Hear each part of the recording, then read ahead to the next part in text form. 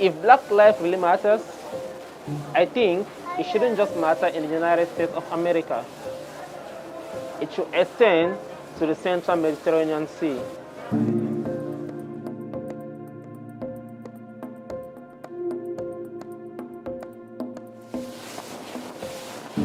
As night fell on March 24th, 2019, a rubber dinghy made its way across the central Mediterranean. As it approached an oil rig, the boat engine spluttered and died. The 30 migrants on board were stuck. They waved and shouted at the crew on the oil rig for help. John, a young man fleeing violence in Nigeria, was among them. We are very, very close to the oil platform there, which I believe they are seeing us. They are watching at us, but they couldn't render any help.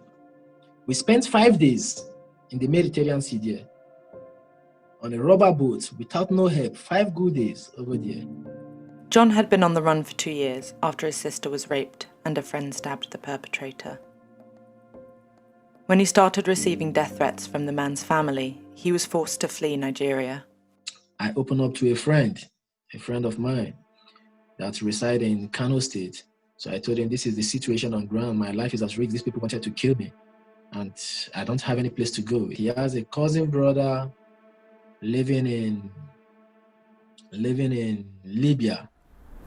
Getting to Libya, all I'm hearing every day is gunshots. Gunshots here and there every day, killing, shooting. People are just dying in the prison. I cannot even walk on the streets in Libya. No freedom.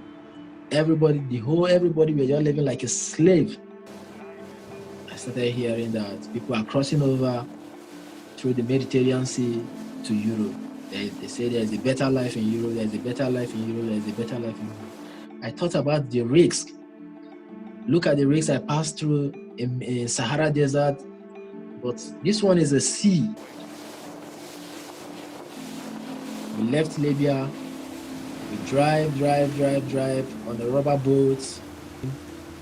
We get to the oil platform, center of Mediterranean Sea. We get in there, the engine gets spoiled. No connection to call anyone. The weather is not good. The wave and everything was we are very, very close to the oil platform there, which I believe they are seeing us. They are watching at us, but they couldn't render any help. We spent 5 days in the Mediterranean Sea there, on a rubber boat without no help, 5 good days over there. We saw a ship driving, coming closer, sailing, coming closer to us. But before the ship could get to us, it was close to 11:30 to 12 in the night. The ship was very close to us, and he on his lights, just watching at us for the whole full day. The whole night we were shouting, help us, we are dying. The weather was very bad, wave and everything on top of the boat, but there was no help. They were just looking at us. I was wondering, this is rescue zone, but why can't they rescue us? What is the problem? The crew eventually took them on board. John awoke the next morning to find himself back in Libya. I said, Libya again? They take us to Terroristica detention center. They sold us to another detention center. We were more than 500 in a compacted place. I was just like a madman, going crazy. What John had experienced was not an isolated incident, but part of a pattern. In 2018, migrant arrivals from Libya to Italy plummeted by 80%. The previous year, Italy had signed a Memorandum of Understanding with Libya, an agreement to stem the flow of what they termed illegal immigration.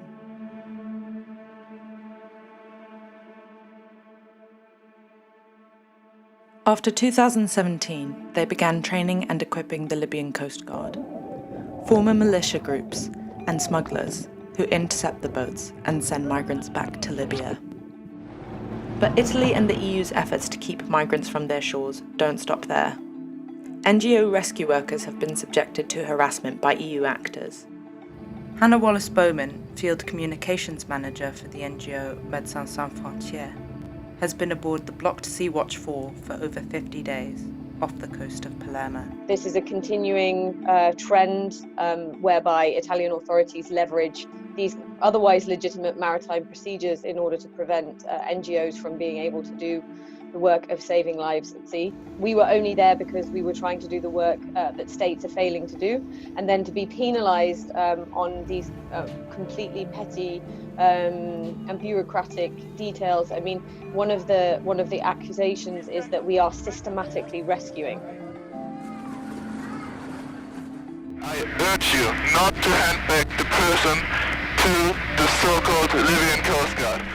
Moonbird is a reconnaissance aircraft operated by the NGO Sea-Watch.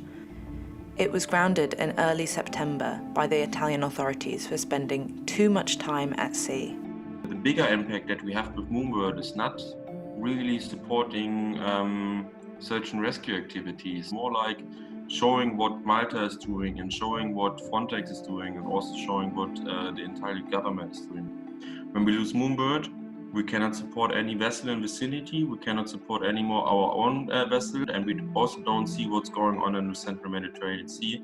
The Central Med definitely becomes a black box. It's really painful for me that in the 21st century, we the black people, we are just like, they're nothing, they don't care about our lives, because like to say black lives matters, meanwhile in the Central Mediterranean Sea, they're doing nothing to help. In Libya, they're doing nothing to help.